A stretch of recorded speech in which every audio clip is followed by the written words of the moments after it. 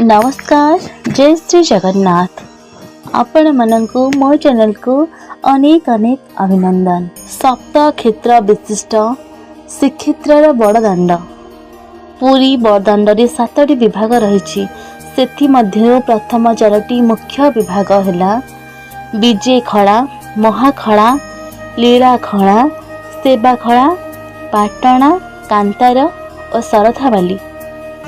प्रथम आम जानिबा बिजेखड़ा विषय।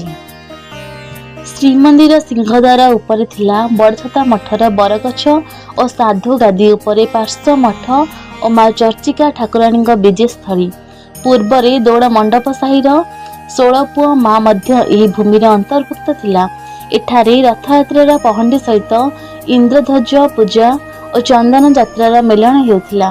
परवर्ती काल रे पूर्व दौड़ मंडप साही परिवर्ते एही स्थान रे होईछि दौड़ वेदी। द्वितीय हेला महाखड़ा। माँ चर्चिका ठारू मर्चिका ठाकुरंक विजेस्थली मरीची कोट पर्यंत थिला महाखड़ार भूमि। सेठी रहिथिला 3 रथ निर्माण कमारशाला, करती शाल और जौशाल आदि भी सेठारे रथ निर्माण सह ताहा महाखड़ा रूपे परिचित होईछि। माल महंत आखड़ा और अकुर भेट नीति पाई मध्य ताहा उद्दिष्ट थिला। जगन्नाथ बल्लभ मठ थिला तार सीमा एवं ताहा मधुपुरी रूपे विवेचित हेउथिला। बड़ आखड़ा मठ थिला तार तत्वावधारक। तृतीय हेला लीलाखड़ा।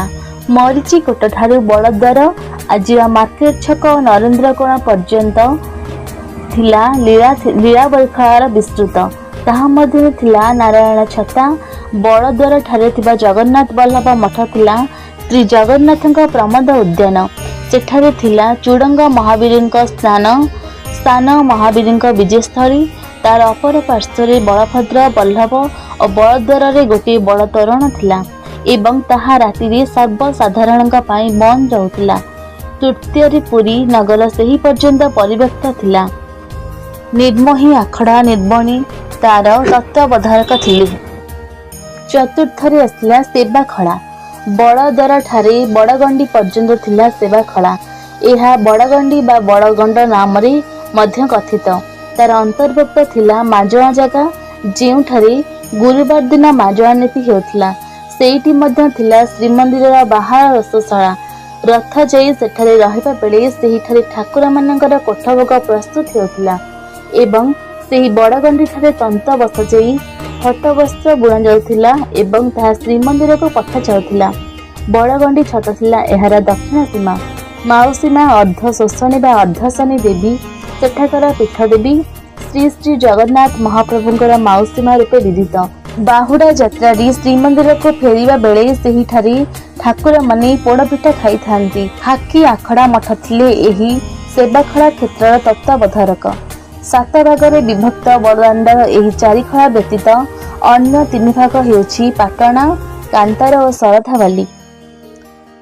पाटणा बड़गंडी ठारे माली नदी रथर पथ को विभक्त करी प्रभावित हेउथिला एवं सेहिठारु बड़शंख पर्यंत विस्तृत थिला पाटणा और मालीसाही। पाटणा इंद्रद्युम्न पाटणार संक्षिप्त नाम। सेठारे श्रीगुंडीचा यात्रार आउ 3टी रथ निर्माण हेउथिला।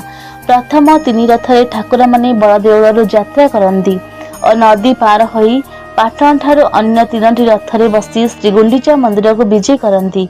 सन्निकटवर्ती अंचल थिला मालीसाही। सेठारू प्रतिदिन श्रीमंदिर को फूलमाला जाउथिला। सेही अंचलर चाउलिया मठरू श्री जगन्नाथଙ୍କ भोग बल्लभ भोग पाई फल पिजुळीर अन्य नाम चाउलिया पठा जाउथिला। एही बड़शंख क्षेत्रर तत्वावधारक थिले बालस्वामी मठ। कांतार बड़शंखर परवर्ती अंचल थिला कांतार बा निर्जन। सेही अंचल एकदा तंटिकटा खंड मानक राजत्व चलिथिला। बड़शंखर आरपट गोहिरी रूपे मध्य कुख्यात थिला किंतु सेही कांतार एबे नदी नगरी रे परिणत होईछि। सरथावाली बड़दाण्डर अंतिम भाग थिला सरथावाली। सेहिठाकु जाउथिला 3 रथ। एही स्थान रे रहिछि प्रसिद्ध गुंडीचा मंदिर बा महाप्रभुଙ୍କ जन्मवेदी। नवदिनात्मक यात्रार यह प्रधान क्षेत्र। एही सप्तक्षेत्र समुदाय को पुरी बड़दाण्ड कहुए। एहरा प्रत्येक रेणु अत्यंत पवित्र बोली शास्त्र रे वर्णना करा जायछि।